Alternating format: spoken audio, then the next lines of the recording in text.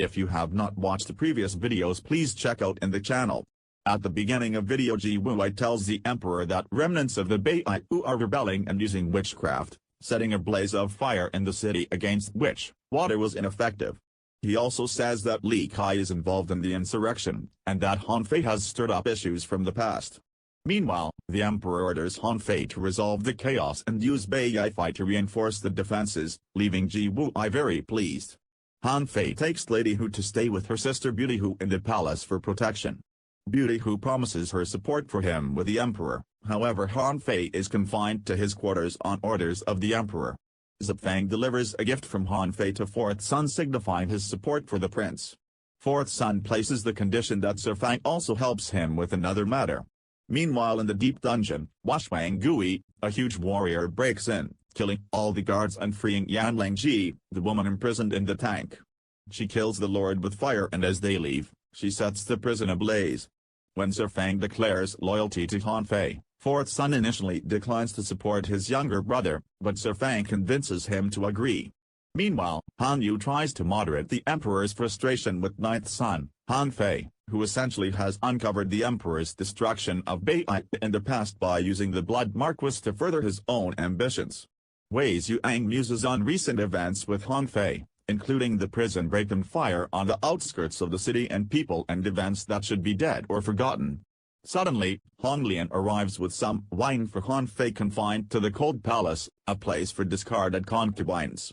Her access is only achieved because Wei Zhuang took care of the guards, and she is intrigued about this mysterious strong friend of Han Fei. On the contrary, the emperor is bewildered by a group of people gathered outside the palace. Fourth brother explains that they are former Baiyu slaves, grateful for shelter from the Chu, but Ji Wuai says they are of no use to the Han. The prime minister recommends that they stay, and the emperor accedes, however he is still angry at ninth son for acting without his approval. In an audience with the emperor, Han Fei is given some credit for his actions, but is told that he must deal with Li Kai. In a later discussion with fourth brother, Han Fei is reminded of the risky path he has chosen in pursuing the Liu Yi case.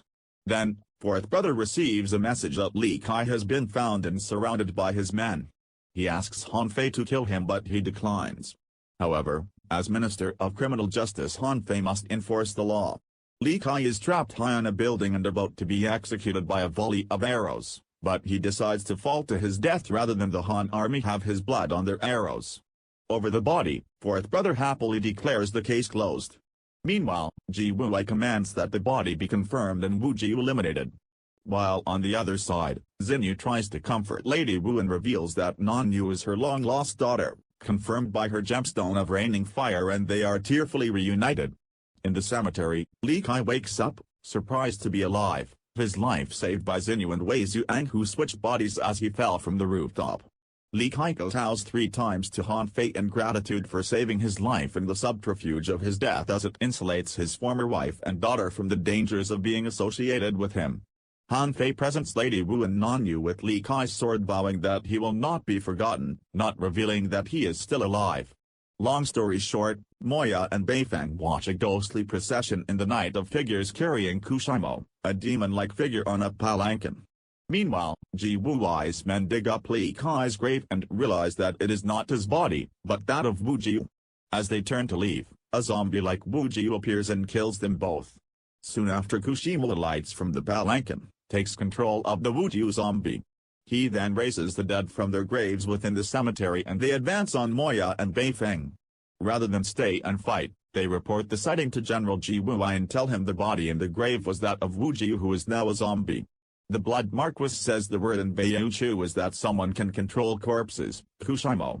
While in the cold palace, a female assassin enters Han Fei's quarters and attacks him, but she is intercepted by Wei Zhuang. Scene shifts to the old Baiyu shaman, Bai Yuang, who approaches at the Baiyu refugee camp set up by the Han Emperor, and releases magic snakes. Then the Crown Prince of Baiyu, Thainzi, arrives saying they do not deserve to be part of the new Baiyu and mercilessly kills them all.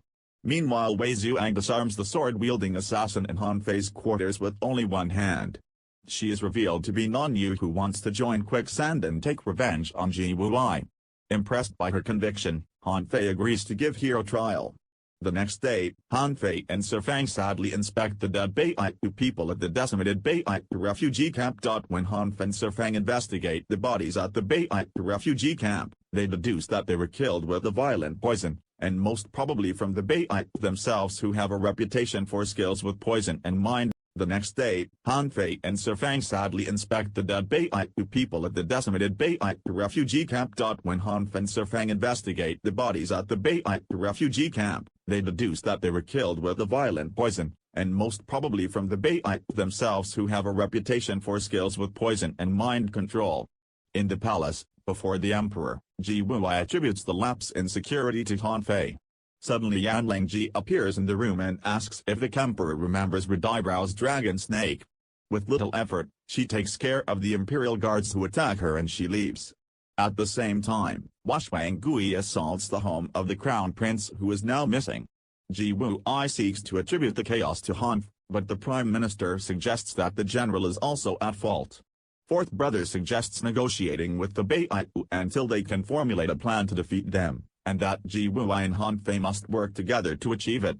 The emperor agrees, and Han is placed in charge, but he is also given the responsibility of safely retrieving the crown prince. Washwang Gui is shown attacking the crown prince's home wielding a stone column, against whom the Han troops are completely ineffective, leaving the crown prince alone. When reinforcements arrive, Kushimo uses his mind control powers to destroy them, and the fearful crown prince begs for his life. Fourth son assigns Han Qianshan to assist Han Fei retrieve the crown prince, thus removing himself from the action and heaping more responsibility for the outcome on Han. Sir Fang's research of past records shows a blank period during the battle with the Baitu, suggesting a deliberate intention to conceal the events. He reports that the crown prince of Baitu, Tianzi, also named Red Eyebrow's dragon snake, was a powerful sorcerer and attracted agents with exotic talents. He apparently disappeared when the Han and Chu subdued the Baitu. While Xinyu surmises that he was held prisoner within the city, raising the question of who was his captor, and also his liberator. A masked figure who can control cold and ice approaches the house of the crown prince and encounters Yan Lingji. As Tianzi appears, he is told that his masters still control him, and that his revenge should be confined to their agreement. The masked figure leaves behind a small bottle as a sign of a shackle that cannot be broken between them. Later, General Ji Wuwei's troops surround the home of the crown prince, and he also sends Moya to help Han Fei with the rescue. Outside the home of the crown prince, there is an uneasy alliance between the Han forces. Moya comments to Wei Zuang that Tang Qi has expanded his power since the Qiju clan took over the Duxi territory. Inside, the crown prince fearfully awaits his fate. Surveillance shows that the house is defended by three subordinates, Baidu Wang, Yan Lingji, and Washwang Gui. There is no sign of Tianzi or Kushimo, but Wei Zuang warns that they could be trying to lure the enemy by showing weakness, and there could be hidden dangers as only 3 of the 4 gates appear to be defended. Moya and Wei Zuang gain entry and meet Washwang Gui. Wei Zuang attacks and finds the huge Baitu fighter a formidable foe. Meanwhile outside, a suspicious group of the troops join the defensive perimeter. Waiting outside the home of the crown prince, Han Fei apparently gets bored and heads off to get more wine, much to the concern of Han Qianshan. Inside the walls, Wei Zuang finds Washwang Gui almost invulnerable, but by attacking the same point many times, he manages to cripple the huge Baitu fighter. Also inside, Moya approaches the crown prince and is apparently attacked by snakes, however he realizes that he is being targeted by Baidu Wang's poison magic. Elsewhere, Tianzi and Kushimo try to extract information from the zombie Wuji, who can only say the words Liu Yin's 7 mansions of the Azure Dragon. Tianzi states that the blood debts of the ghost army of the Zheng state will soon be settled. Meanwhile in the palace, Han Lian detects someone heading towards the Cold Palace and Han Fei secretly meets with Xinyu. Han Fei tells Xinyu that the Cold Palace was the former imperial palace of Duke Xuang in the prosperous Zheng state. His rise in power marked the beginning of a chaotic era, and challenging the old order by asking the weight of the legendary and symbolic 9 tripod cauldrons. Han Fei says this to Xinyu by way of trying to understand Yanzi's motives, that maybe his target is not really the crown prince, but the emperor in the imperial palace, the Cold Palace lying between the 2 locations. Just as Xinyu is becoming bored with the history lesson, Yanzi appears, and Han Fei provocatively asks if he is after revenge or the treasure. Suddenly Kushimo attacks Han Fei from behind, but he is foiled by Xinyu with her snake sword Chilean. Han troops then arrive, part of a contingency plan arranged earlier by Han Fei. However, they are ineffective against Baiyu magic, presenting a dire situation for the ninth son, Han Fei and his ally, Xinyu. As Tianzi and Kushimo use their sorcery to defeat the Han troops, a mysterious white-haired figure appears who is the embodiment of the broken sword Nylon. He neutralizes the efforts of the two Baiyu warriors and Tianzi fights back. Tianzi battles Nylon, which has the ability to shatter and reform at will, but Tianzi eventually gains the upper hand although his body suffers the effects of the attacks. Tianzi reanimates the dead Han soldiers who again attack Han Fei and Xinyu, but Wei Zhuang appears at the last moment and saves them. Wei Zhuang questions if Han Fei's battle plan is to rely on Wei Zhuang to repeatedly save him.